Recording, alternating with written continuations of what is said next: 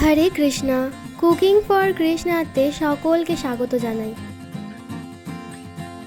পুরীতে পরপর 2 দিন বাসে করে সাইট সিন ভিজিট করার ফলে অনেকেরই শরীর অসুস্থ হয়ে পড়েছিল, তাই 3 নম্বর দিনে কেউ আর বাইরে ঘুরতে যেতে চায়নি।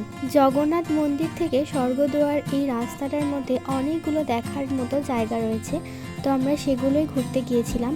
প্রথমেই যেখানে এসেছিলাম এখানে রয়েছে সিদ্ধি বকুল গাছ, সেটাই দেখালাম। যে গাছের গোড়াটা বাঁধানো আছে, যে গোড়া না সূর্যের আলো পায় না জল পায়, কিন্তু তবুও গাছটি বেঁচে রয়েছে।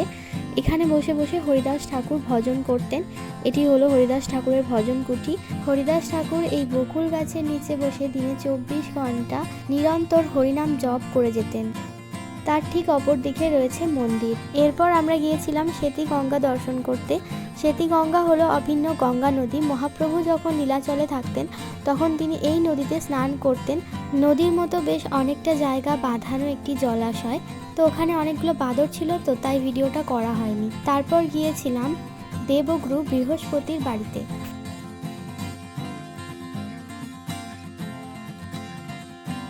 তো ওখান থেকে সবাই মিলে চলে গিয়েছিলাম পুরী ইস্কন মন্দিরে। পুরী ইস্কন মন্দিরটা রয়েছে স্বর্গদুয়ার যে শ্মশান তার ঠিক পরেই। তো এখানে রয়েছেন রাধা মাধব, আর সেদিনকে ছিল গোপা অষ্টমী, রাধারানীর চরণ দর্শনের দিন।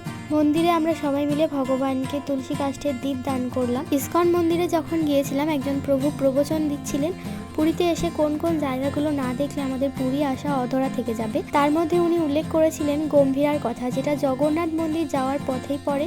গম্ভীরা কথার অর্থ হলো মাটির নিচের জায়গা, যেখানে মহাপ্রভু মাটির নিচে বসে ধ্যান করতেন। ওই মন্দিরের ভিতরে এখনো পর্যন্ত মহাপ্রভুর সময় থেকে একটি মাটির প্রদীপ প্রজ্বলিত রয়েছে, যাতে নিরন্তর তেল দেওয়ার মাধ্যমে সেই প্রদীপটি এখনও জ্বলছে। ওখানে কিন্তু একদমই ফোন অ্যালাউ নেই, তাই আমি কোনো রকমের ভিডিও বা ফটো তোলার চেষ্টাও করিনি।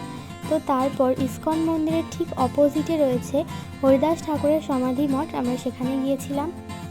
এই কয়েকটা জায়গা দেখার পরই রুমে চলে গিয়েছিলাম, কারণ সেখানে রান্নার ব্যাপার ছিল। পুরী এসেছিলাম তো একসাথে 20 জন, কিন্তু আজকের দিনে হয়ে গিয়েছিলাম 14 জন।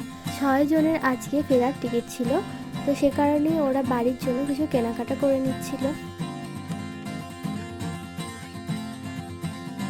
তো আজকে হলো পুরীতে আমাদের 4র্থ দিন। সকালবেলা মা এখানে কুমড়ো কাটছে, বেগনি হবে তার জন্য।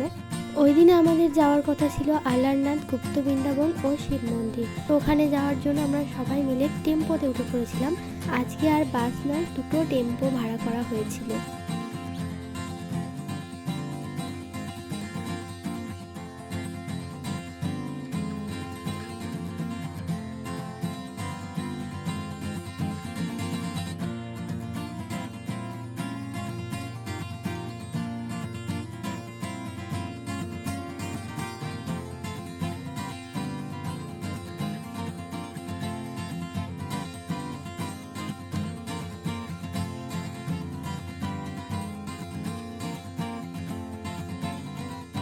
টেম্পোগুলো বাসের থেকে অনেকটাই জোরে যাচ্ছিল।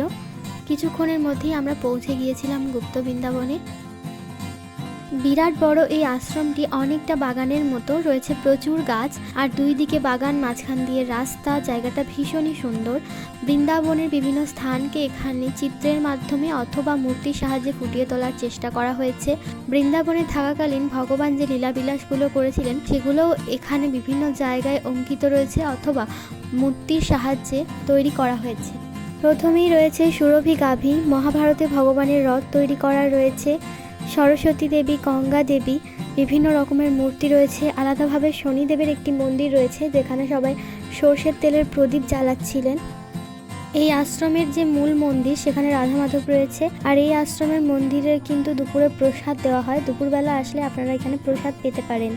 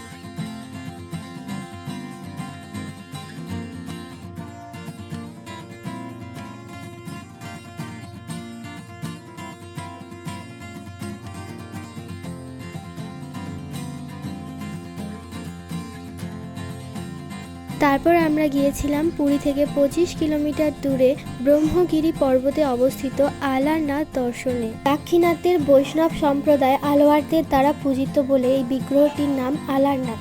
ভগবান এখানে শ্রীবিষ্ণু মূর্তিতে লক্ষ্মী সহ ভূদেবী সুদেবী একই রূপে পূজিত হন। স্নান যাত্রার পর ভগবান জগন্নাথের জ্বর আসে। স্নান যাত্রার পর থেকে 15 দিন পর্যন্ত ভগবান জগন্নাথ দেবের কোনো রকম দর্শন পাওয়া যায় না। তো ভগবানের অনাবসর কাল চলাকালীন সময়ে মহাপ্রভু বৃন্দাবন থেকে লীলাচল এসেছিলেন। তখন তিনি জগন্নাথের দর্শন না পেয়ে নিজের অস্তিত্ব বৃথা মনে করে সমুদ্রকে কালো যমুনা মনে করে যমুনায় প্রাণ বিসর্জন দিতে যাচ্ছিলেন। তখনই দৈববাণী করে ভগবান বলেছিলেন, তুমি আলারনাথে গিয়ে আমাকে দর্শন করো। আলারনাথকে দর্শন করে মহাপ্রভু প্রেম বিগলিত হয়ে একটি পাথরে পড়ে গিয়েছিলেন এবং ওই পাথরে মহাপ্রভুর শরীরের চিহ্ন ফুটিত হয়েছে। তাই পুরীতে গেলে অবশ্যই আলারনাথ মন্দিরে যাবেন, আলারনাথকে দর্শন করবেন।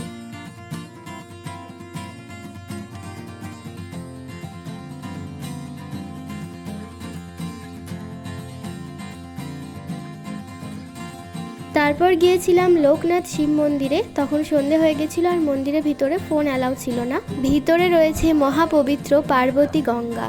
ভগবান জগন্নাথের মন্দির পাহারা দেন স্বয়ং দেবাদিদেব মহাদেব। পুরীর জগন্নাথ মন্দির রাত্রে বন্ধ হয়ে যাওয়ার পরে এই মন্দিরে এসে পাণ্ডারা পুরীর মন্দিরের চাবি রেখে যান, আবার সকালে মন্দির খোলার জন্য এই মন্দির থেকেই চাবি নিয়ে যান। আজকের ভিডিও এ পর্যন্তই। ভিডিও কেমন লাগলো অবশ্যই কমেন্ট করে জানাবেন।